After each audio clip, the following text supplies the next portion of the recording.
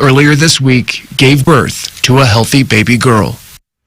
And that was John Finoglio reporting. The war in Ukraine has left an impact on many in the basin. Tonight, one couple in Midland is using their business and technology to help support families escaping the violence in Eastern Europe. You know, so we have a little bit different levels, sizes there.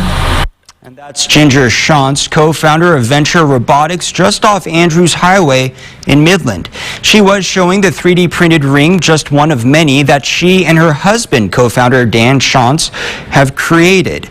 For the past week, they are printing rings and then they're selling them. But not just that, they are donating 100% of the proceeds to groups helping refugees in the countries Moldova and Poland.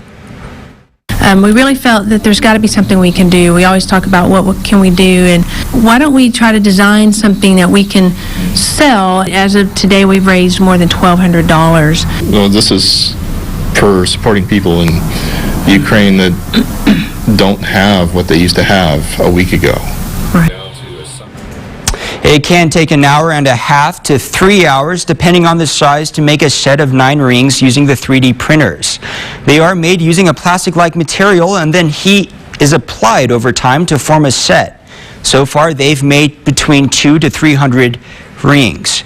They are asking for $10 donations, and like Ginger said, they've raised more than $1,000 already. We are sharing details on YourBasin.com.